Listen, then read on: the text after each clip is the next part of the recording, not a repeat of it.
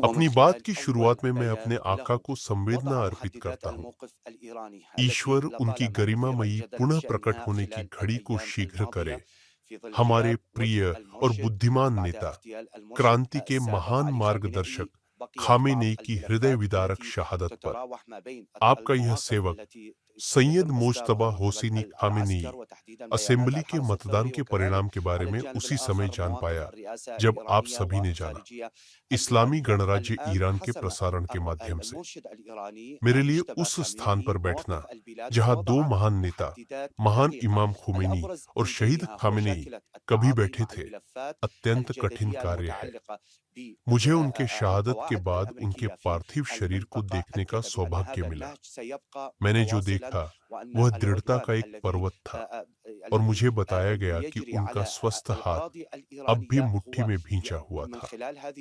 यही कारण है कि ऐसे महान व्यक्ति के बाद नेतृत्व की उस कुर्सी पर बैठना इतना कठिन है। इस विशाल खालीपन को भरना केवल सर्वशक्तिमान की मदद और आप लोगों के सहयोग से ही संभव होगा।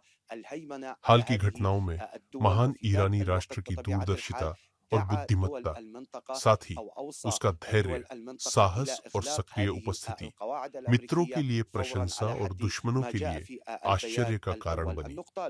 ये आप लोग ही थे जिन्होंने देश का नेतृत्व किया और उसकी शक्ति की गारंटी दी। हालिया हमले में कुछ सैन्य अड्डों का उपयोग किया गया था और स्वाभाविक रूप से, जैसा कि हमने पहले स्पष्ट चेतावनी दी थी, उन देशों के खिलाफ किसी आक्रामक कार्रवाई के बिना हमने केवल उन सैन्य अड्डों को निशाना बनाया। अब से हम आवश्यकता पड़ने पर इसी मार्ग को जारी रखेंगे। हालांकि हम अब भी अपने पड़ोसी देशों के साथ मित्रता की आवश्यकता में विश्वास रखते हैं।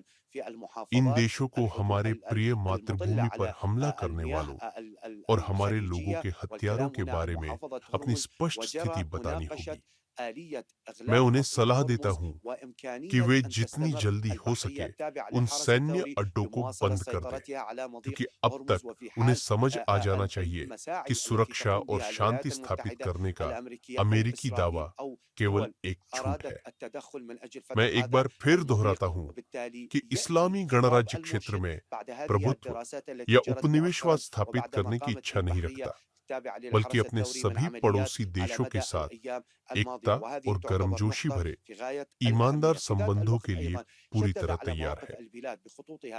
सातवें भाग में मैं उन सभी सम्मानित व्यक्तियों का धन्यवाद करता हूं जिन्होंने मेरा समर्थन किया, जिनमें महान धार्मिक प्राधिकारी, विभिन्न सांस्कृतिक, राजनीतिक और सामाजिक हस्तियां शामिल हैं। साथ ही वे लोग जिन्होंने भव्य सभाओं में आकर व्यवस्था के प्रति अपनी निष्ठा को दोबारा व्यक्त किया, और सरकार की तीनों शाखाओं के अधिकारी तथा अस्थायी नेतृत्व परिषद जिन्होंने उचित कदम और निर्णय लिए।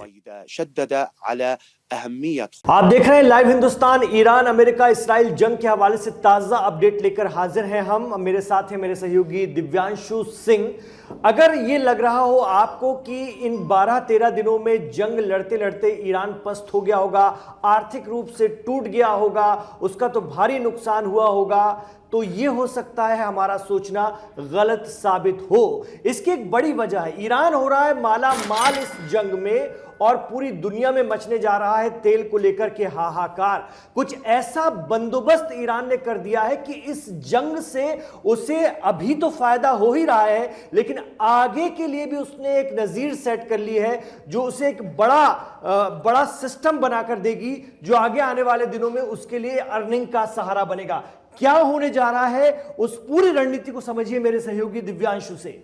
देखिए, होर्मुज का जो एक तरीके से अध्ययन किया जा रहा था लगातार कि अगर वॉर शुरू होती है तो ईरान जो है उसी होर्मुज को हथियार बना सकता है जी, और वो आशंका बहुत सही साबित हो गई। बिल्कुल, होर्मुज को अब पूरी तरीके से उसने ब्लॉक कर दिया है। अब वहां से उसने अपनी आर्थिक तंत्र को मजबूती देने की प्रक्रिया भी शुरू कर दिया।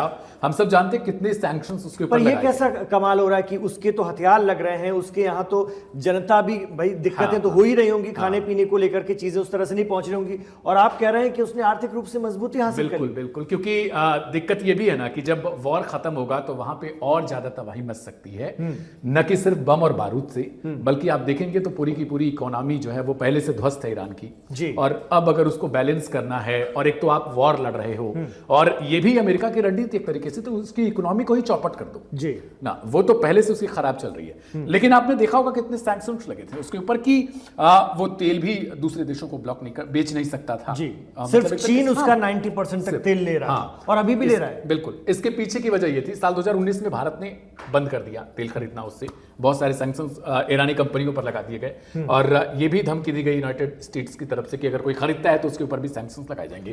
तो ये स्टेट ऑफ होर्मुज का जो इलाका है, यहां पर इसने इस वक्त ब्लॉक कर रखा है। यहां से सिर्फ और सिर्फ वही जहाजें गुजर सकते हैं, कार्गो शिप गुजर सकते हैं, जिनको IRGC परमिशन देगी, ईरान परमिशन देगा। ठीक है। और इस वक्त बताया जा रहा है कि सिर्फ और सिर्फ चीन के जहाज वहां से गुजर रहे हैं। हालांकि चीन के जहाज को भी यूटर्न लेना पड़ा, क्योंकि IRGC ने किसी और जहाज को निशाना बना लिया था, तो उसे भी लौटना पड़ गया। ठीक है। अब ये क्या कर रहे हैं, यहां से सिर्फ और सिर्फ अपने तेल टैंकर को रवाना कर रहे हैं जी, चीन की तरफ जा रहे हैं। बिल्कुल, चीन और बाकी के देश जो इनकी जहां से ईरान का तेल जा रहा है। हाँ, ठीक है। इससे बांग्लादेश को भी लेकर खबर आ रही है कि उसके लिए भी अलाउ है। तो वो सिर्फ और सिर्फ अपने उन्हीं देशों को तेल खुद बेच रहे हैं, ना कि और किसी को एंट्री और एग्जिट दे रहे हैं, किसी को भी नहीं।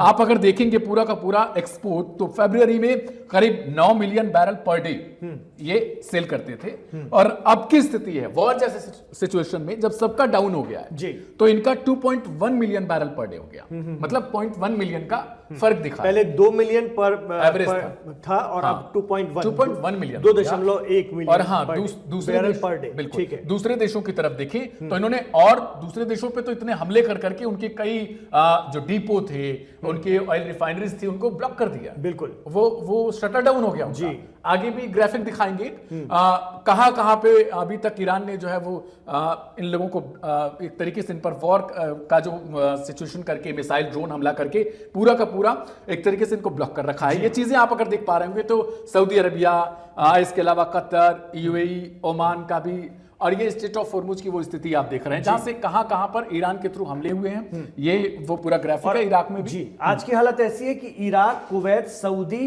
कतर, UAE, ओमान, इनका तेल गुजर ही नहीं पा रहा है, जो एक बड़े तेल सप्लायर है पूरी दुनिया के लिए। अगर ये चौथे पॉइंट को समझे तो about 1/3 of global oil trade passes through the state of Hormuz, 1/3 हिस्सा यहां से होकर गुजरता है जी, पूरी दुनिया के लिए। और ये इस वक्त एक तरीके की सिचुएशन ऐसी बन चुकी है कि जिसको सिर्फ और सिर्फ ईरान ही खत्म कर सकता है। अच्छा, तेल और प्राकृतिक गैस दोनों ही, मतलब गैस की भी किल्लत है, और तेल की आगे आने वाले वक्त में हो सकती है और होना शुरू हो गई होगी कई देशों में। जी, हमने यहां पर पूरा ग्राफ बना रखा है। Oil production impact Saudi Arabia, production cut after attacks around 5.7 million barrels per day, मतलब अस्थायी तौर पर 5.7 मिलियन बैरल पर डे जो तेल का उत्पादन होता था वो गिर चुका है। उन्होंने घटा दिया है, सारे देशों ने घटा दिया है। जी, UAE का भी देखें तो उनका भी वही हाल है। कुछ ऑयल फैसिलिटीज इनकी जिन पर स्ट्रक किया है, ड्रोन वगैरह, तो वो सब भी उनके कारण भी ऐसा। तो गल्फ प्रोड्यूसर्स ओवरऑल की अगर बात करें तो वो इंक्रीज हो चुकी है। मतलब जितने भी ये ओपेक की कंट्रीज हैं जो ऑयल प्रोड्यूस करती हैं, उन्होंने एक तो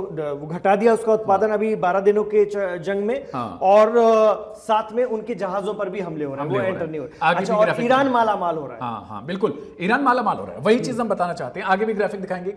ये सिचुएशन देखिए कि किस तरीके से जो प्रोडक्शन है वो अभी 5.7 मिलियन तक जा चुका है। एक पुराना आंकड़ा है जब $1 मिलियन बैरल पर डे था, इसने घटाया था। इराक की तरफ से 2,20,000 बैरल पर डे इनकी तरफ से भी घटाया गया। यूनाइटेड यानी UAE की तरफ से, उनकी भी तरफ से 1,44,000 बैरल्स पर डे, मतलब ये लोग घटा रहे हैं और ईरान बढ़ा रहा है।